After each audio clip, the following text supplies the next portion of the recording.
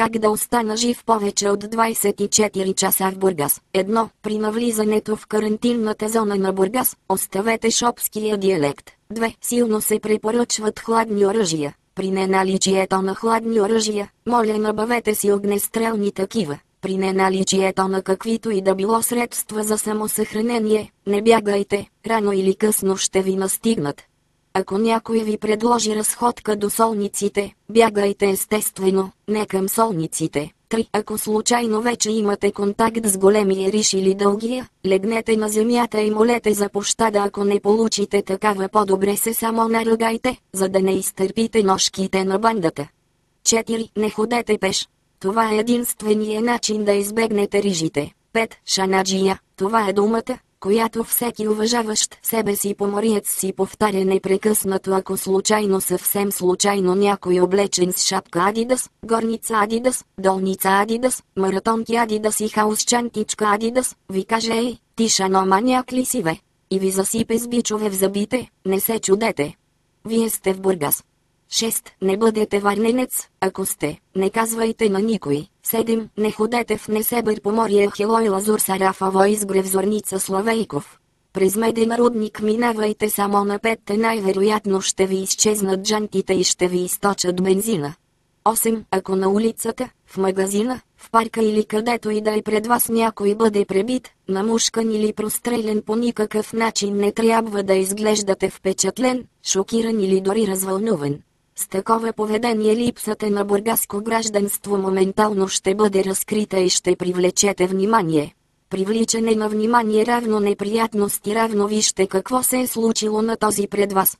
9. Ако се намирате в близост до нощно заведение и сте прочели някой от следните надписи: флирт, будуар, вселена или мания слънчев бряг, то вече е твърде късно, вие сте обречен.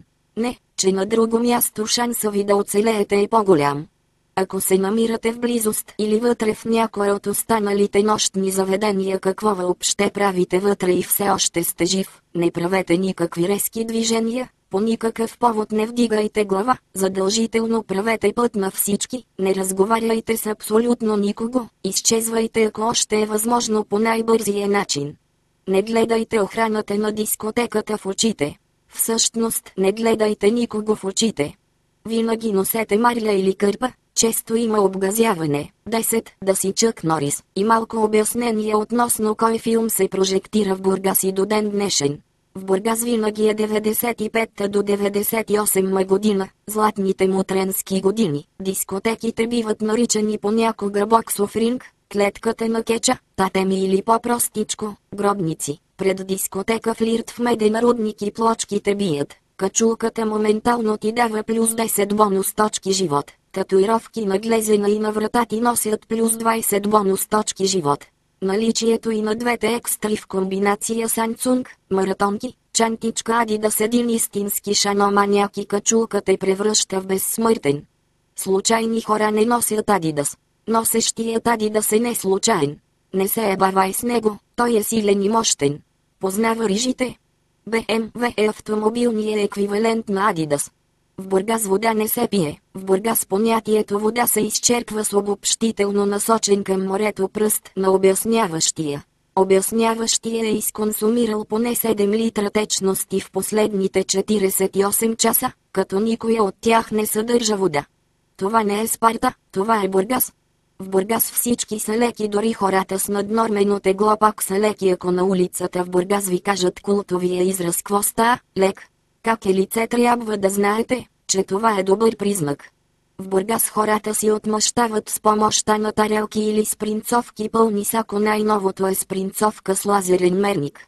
Друг популярен начин за отмъщение е забиването на кирки, мотики, лопати и всякакви селско-стопански сечива по автомобилите. Ако си подрастващ, в Бургас избираш да бъдеш батка, стафар или шматка. Бележка на автора. Стафара е наркозависим и в иерархията на града стои под шматките, затова по-добре да си шматка, а при приемането на качествена химия разбирайте стероиди можеш да мутираш в батка. Естествено, за да станеш такъв първо трябва да си по-глупав от нормалния за града стандарт, а също и да сцепиш няколко кратуни, иначе казано да набиеш някоя и друга шматка. Красиво момиче в Бургас се нарича Тупалка, и винаги е натокана и облякана. Друг синоним е фолк-точилка, ако е някоя по-грозничка се нарича Мастия, Миндил, Кочур, Тръба, Патър, Патърляк, Качур, Конски сурат, Батал,